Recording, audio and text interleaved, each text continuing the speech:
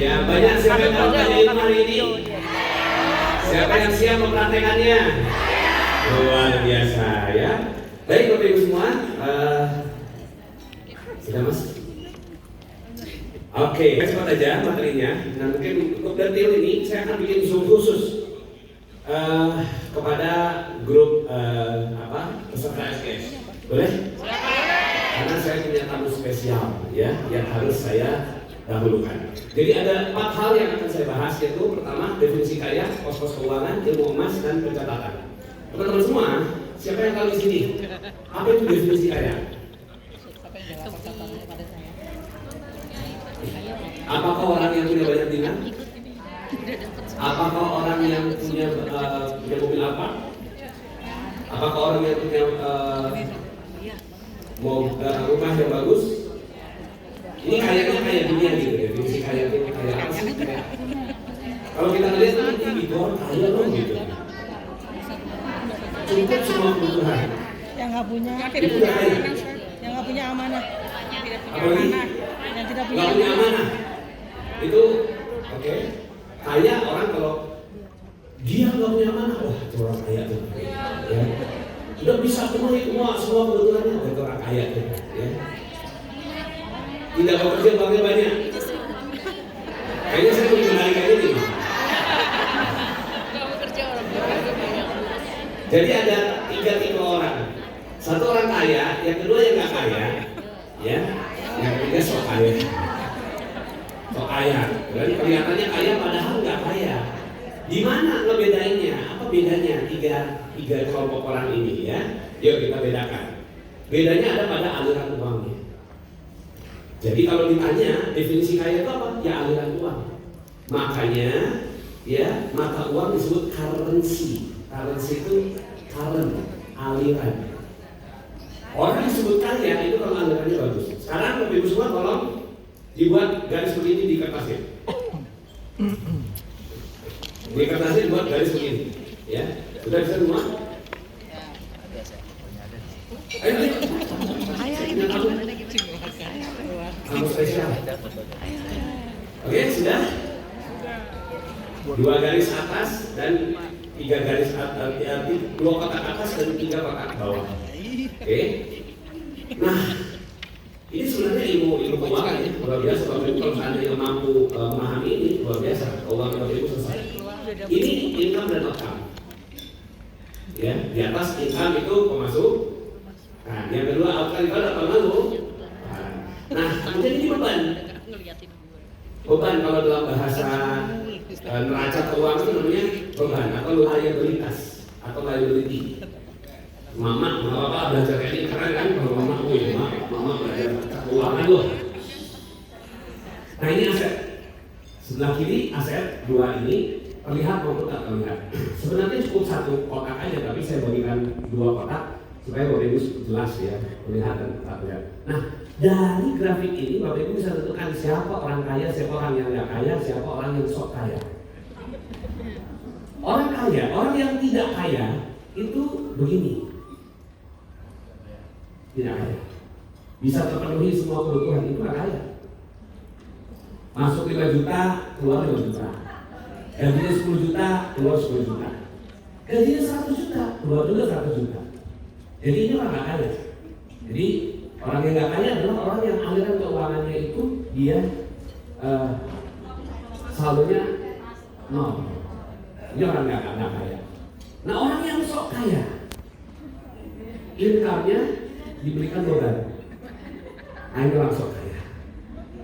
Jadi orang sok kaya itu beli mobil nyicil. Itu sok kaya. Sehingga tiap bulan dia harus nyicil tiap bulan. Itu orang sok kaya. Nah Bapak Ibu sekarang masuknya di mana nih golongannya? kaya lah Pak. Ini duduk manis Bapak. Duduk manis rezeki datang. Jadi yang punya amanah memang nggak kaya. Jadi orang yang sok kaya itu kelihatannya mau apa, kelihatan ini, tapi kepalanya pusing luar biasa. Ya, nah kita jangan jadi orang yang 2 ini. Nah, bagaimana orang kaya itu income-nya masuknya ke sini? ke aset. Sehingga aset itu suatu saat nanti, terlihat maupun tak terlihat, dia akan berbalik menjadi income. Inilah orang kaya. Bayang? Bayang ya? Jadi ternyata orang kaya itu adalah aliran keuangannya yang bagus. Jadi kalau kita lihat ada orang lihat mobil Alphard, belum tentu orang yang punya Alphard itu kaya atau nggak kaya, atau sok kaya. Kita nggak bisa melihat dari bentuknya, fisiknya, gitu. Tapi kita bisa melihat dari alur keuangannya. Nah maka saya warnain. Ini kan warna hijau, otak warna, bukan warna.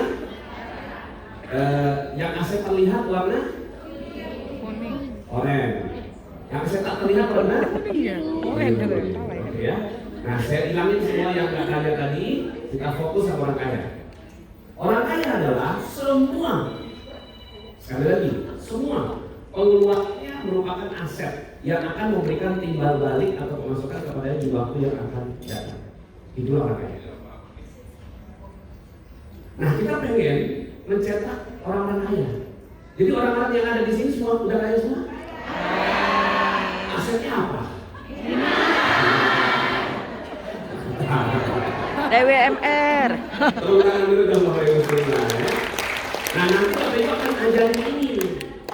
akan ajarin ini, kepada orang. Ya, apa sih orang kaya itu? Orang kaya itu seperti ini, gitu ya. Jadi Bapak Ibu semua, ini saya bagi aset dan beban ya. Jadi kan ada aset, ada beban. Nah, aset beban itu kayak apa sih? Aset itu emas, properti, bisnis sampingan, rumah sewa, rumah bayi janati, kendaraan sewa, saham syariah dan lain-lain. Itu adalah aset. Yang beban, kredit, utang atau amanah. Piutang juga beban. Susah lagi. Jangan bangga kalau ada, oh saya mau punya piutang di mana-mana. Nah, dia yang gak gampang. Galakan dia. Galakan dia. Jadi piutang adalah Galakan dia. Rumah itu juga beban. Kalau tiap bulan keluar duit, tapi nggak menghasilkan duit. Nah, cirinya adalah apa di bawah itu cash flow. Cash flow keluar itu beban, cash flow masuk aset. Oke, kemudian terakhir berlebihan. Ya, kendaraan yang dia pakai itu juga beban. Kalau seandainya jangan dipakai. Koko barang-barang lucu. Sering ya melihat barang-barang lucu. Kalau di mall melihat barang lucu diapain? Beli ketawain. Gitu. Nah, Bapak Ibu lihat barang lucu kok dibeli? Kan lucu. Tawa dong. Beli jangan sampai nggak punya. Beli dong jangan sampai nggak punya. Nah,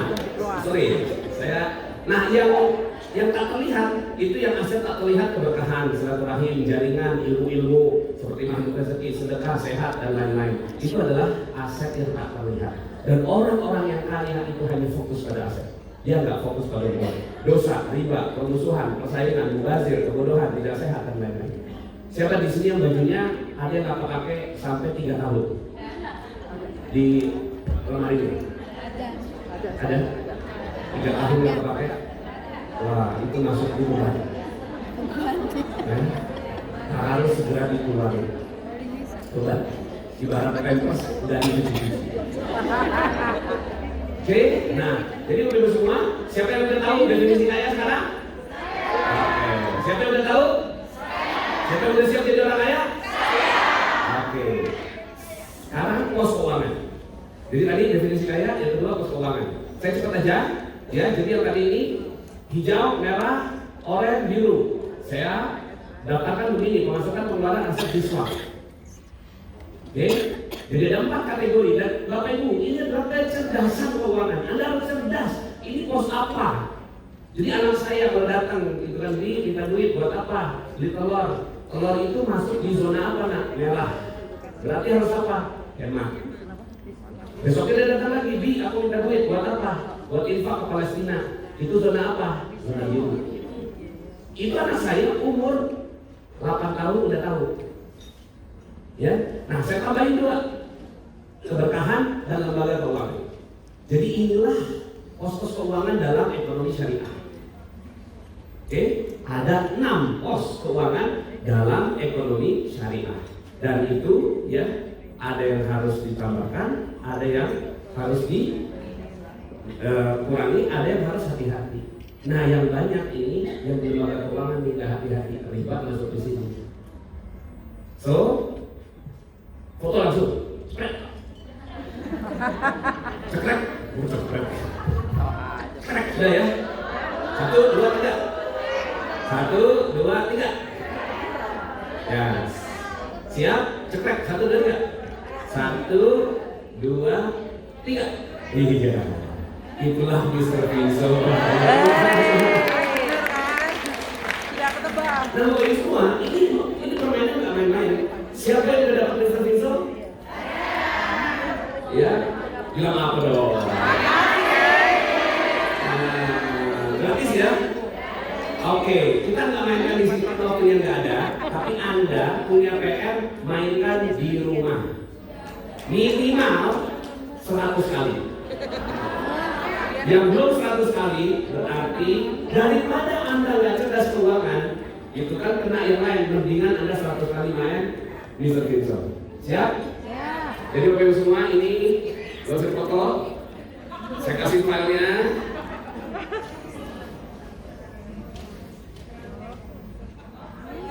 Oh, itu. Oh, ini panas ya. Udah, pokoknya nanti saya kirim filenya ya. Nah, karena saya mau punya tamu. Jadi Mr. Vinso ini spesialis terbaik. Ini adalah yang melengkapi produk kita. Anda harus bangga punya Mr. Vinso ini Bapak Ibu semua ya. Insya Allah ya. Boleh tepuk tangan Bapak Ibu semua. Jadi sebenarnya Anda tugasnya adalah ngajarin orang untuk bangun. Mr. Vinso adalah salah satu tools untuk membangun orang itu. Oke? Lanjut. Lanjut ke emas. Emas adalah apa? Aset. Ya, emas bukan lagi safe haven sekarang, tapi haven itu sendiri. Apa itu safe haven? Safe haven itu untuk nyimpen. Padahal sekarang emas itu adalah haven itu sendiri. Jadi emas selalu dikatakan sebagai lindung nilai karena tidak terkena inflasi. Faktanya saat ini emas di atas inflasi. Ya, boleh tepuk tangan Bapak Ibu ya. Masih ingat ya grafik itu tadi ya? Jadi emas lakukan lagi ini. Nah, jadi Bapak Ibu semua dengan kenaikan emas 32,35% tahun ini, year on year, bisnis apa yang saya nyusun? Jadi ini data gold price performance dari goldprice.org. Ini 32,35%. Jadi nggak mungkin ada, hampir nggak gampang dapetin sebuah bisnis yang bisa mengalahkan emas. Jadi kalau udah kayak gitu gimana dong? Diem aja udah. Dan tahun-tahun berikutnya prediksi kenaikan minimal 20% per tahun. Udah nggak mungkin turun seperti yang tadi saya sampaikan. Jadi kalau ada yang mau mimpi turun, bangun, jangan mimpi terus. Oke? Maka artinya Anda hanya perlu emas untuk menjamin kehidupan Anda. Masih ingat tadi? Di akhir zaman manusia harus menggunakan dirham dan dinar sehingga dengan kedua mata uang itu seorang laki-laki menegakkan agama dan dunianya. So Bapak Ibu semuanya, kalau seandainya ada orang mau pensiun nih, pensiun ya, ada seorang ibu yang mau pensiun yang nitip dana 100 juta ke seorang WR, lalu bilang kita dititip dulu ya dananya dan diinvestasikan kemana gitu biar dapat penghasilan. Jawabannya apa? Pilihannya satu, buka warung. Pesaingnya brand-brand besar yang bukan sampai desa-desa. Bisnis sendiri udah nggak punya tenaga. Mau pensiun, invest ke orang lain, harus berbagi ke orang lain dan biasanya hitungannya red bunga bang. Iya jika jalannya lurus. Simpan ke dinar dan hidup dengan dinar untuk menjamin hidupnya. Jadi simpan dinar dan hidup hanya dengan menggunakan kenaikan harga dinar setiap tahun. Pertanyaannya, misalnya nih, ada orang yang punya uang 300 juta investasi uang sisa lah gitu ya, ditukar semua ke dinar HR, ditukar semua ke dinar HR. Lalu di akhir tahun ada kenaikan harga emas 20%, dan lalu kenaikan itu dia ambil, dijual dinarnya sebagian yang 20%-nya itu untuk kehidupannya, diulang terus sampai 20 tahun. Kapan uangnya habis? Misalnya dia umur 45 tahun pensiun, punya uang 300 juta, dia punya dinar. Kemudian tiap tahun dia ngambil aja 20%, tapi harga dinar naik terus 20%. Kapan dinarnya habis? Cerdas, tidak akan pernah habis. So inilah kebenaran hadis Nabi Sallallahu Alaihi Wasallam bahwa di akhir zaman orang cukup punya dinar, selesai kehidupannya. Halo? Hai. Yang di sini udah pada bangun banget tuh. Yang tadi bangun begini kan, apa gitu ya. Siap? Maka Bapak Ibu semua, ini teman saya ya. Ini teman saya nih. No, dia beli ini setengah dinar. Setengah dinar harganya segini ya sekarang ya? Iya. 3.274.000. Terus kemudian nggak bisa habis. Awalnya 304, akhir 304 setelah tahun ke-22. 22 tahun dan duitnya masih tetap utuh. Hanya megang dinar. Soalnya siap nggak nih? Gimana kalau dinar yang ada dibisnisin lagi? Maka bisa disimpulkan sebenarnya bisnis kita ini adalah bisnis terbaik di akhir zaman. Oke, yang keempat, nyatet. Siapa di sini? Siapa di sini yang nyatet keluaran duitnya, duit masuk, duit keluarnya selama 3 tahun ke depan dan detil? 3 tahun ke depan. 3 tahun ke depan. Ke depan. Keluar masuk. Ke depan. Dihitung 3 tahun. Detil dan anggaran. 3 tahun sebelumnya maksudnya. Tidak ada. Ke depan. 3 tahun detil sampai sekarang. Ada. Ke depan apa ke belakang? Selama 3 tahun. Selama 3 tahun kita. 3 tahun ke belakang. Oh, 3 tahun belum terjadi. Detil, uang masuk sampai sekarang masih ada. Dan Anda masih bisa melihat angkanya. Parkir bayar 2.000. Siapa yang nyatet 3 tahun? Boleh angkat tangan. Enggak berani. Ampuni umatmu ya Allah. Hello. Ini ampun deh. Uang itu seperti hewan liar. Jika tidak ditaklukkan dan dimasukkan zakat, pasti akan lari. Pencatatan adalah penjagaan terhadap uang. Anda kalau mau lihat ke saya, data saya 5 tahun terakhir detil keluar masuk sampai sekarang. Ini ya, jadi Bapak semua, ayat terpanjang dalam Al-Quran itu tentang pencatatan dan disiplin dalam urusan uang. Ayat terpanjang loh.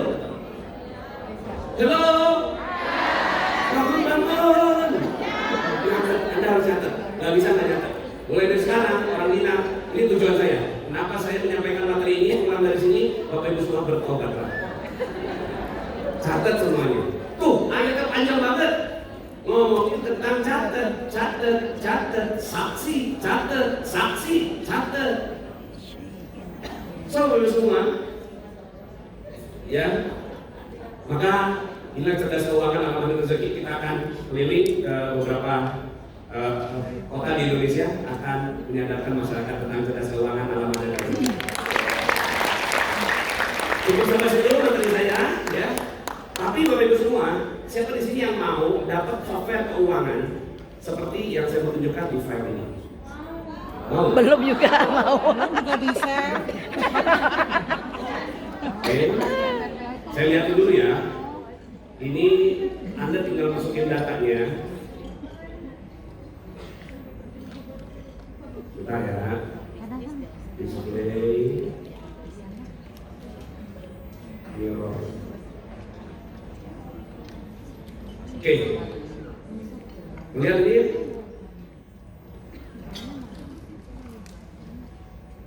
Ya. Jadi teman-teman semua, nggak kelihatan ya? Belum. Jadi ini budget tracking. Ini adalah pengeluaran selama 1 tahun. Ini simulasi dari saya, nggak mungkin keuangan saya buka di sini. Tapi ini cara saya. Jadi cara saya, gitu ya. Tiap hari saya catat begini. Dan nanti Bapak Ibu semuanya saya akan kasihkan filenya. Bapak Ibu nanti saya kasih filenya, terus kemudian kita zoom sama-sama. Kita gimana cara ngisinya. Contoh hari ini ya. Tanggal berapa sekarang?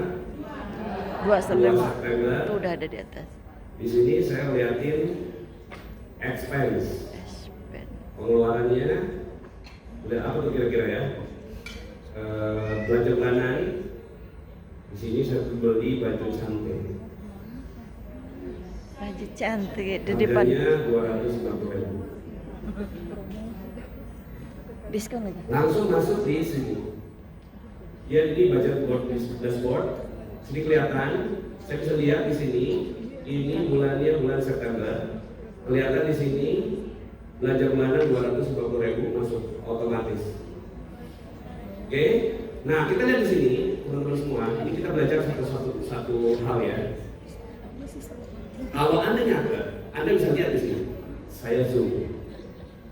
Jadi ini kelihatan ya, ini ada income suami, income istri, ya. Ada side job, ada jual emas, ada dia amanah juga, dari mana gitu ya. Nah, ini kita lihat. Di sini Januari yang hijau apa tadi?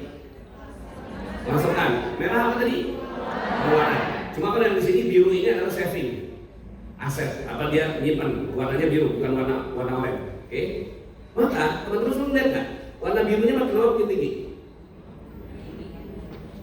Inilah saving. Kalau kita punya pencatatan, kita tahu, gitu ya. Kita tahu pengeluaran apa. Di sini kita lihat. Sini ada belanja bulanan, kontrakan, khodimat, ART, pendidikan anak, dan seterusnya.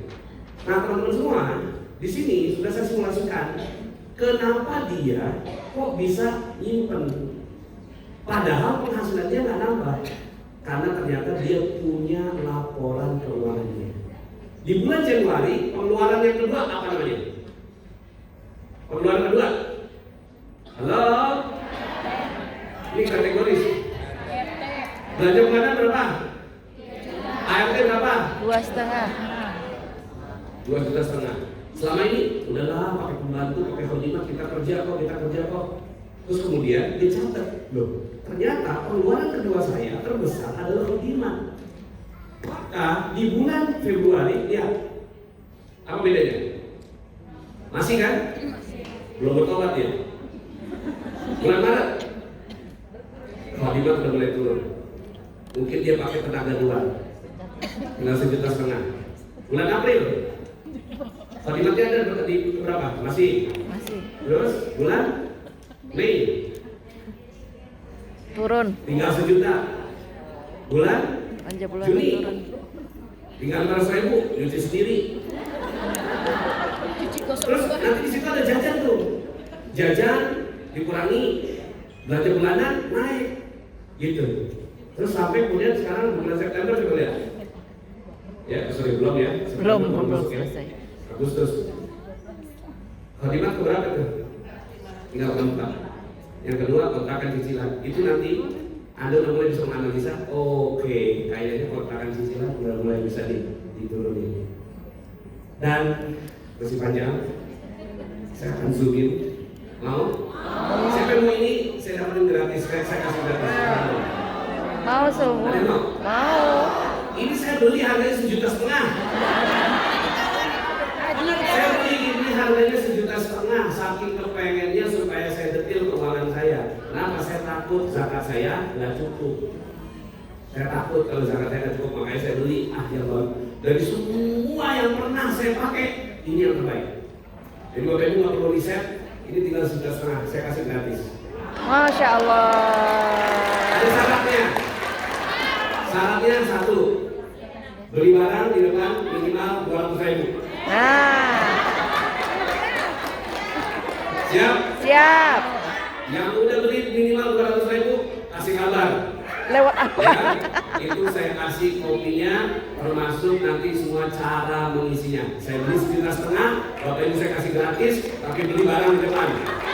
Mau produk AMR maupun produk cantik. Karena saya pakai produknya cantik. Yeay. Nah, Bapak Ibu semua,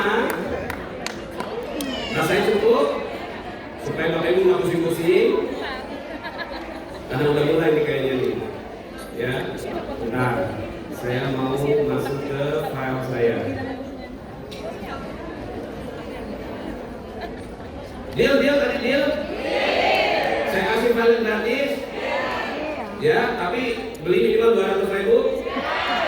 Nanti Bapak Ibu semua akan melakukan itu ke prospeknya.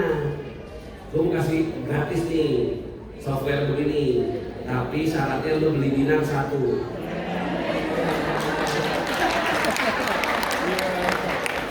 Jelas nggak? Oke, sekarang kita bicara tentang keajaiban air mata wanita. Ini adalah satu episode baru dari Magnet Rezeki yang kita insya Allah dengan begini kita akan meraih perhatian lebih banyak orang. Mungkin yang sekarang ini cuma Anda mungkin nggak gampang sekarang ini ngomongin gitu kan, tapi kalau berikutnya kalau film sudah beredar, gitu kan, Anda ngomongnya gampang, ya.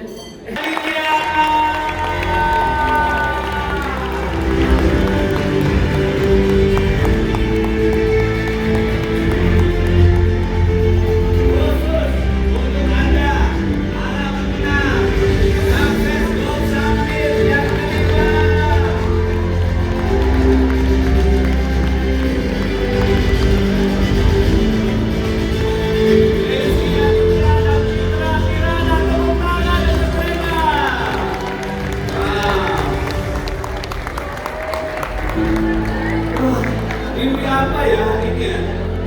Gimana dong? Ya? Dua-duanya datang nih, Masya Allah ya. Luar biasa, selamat datang.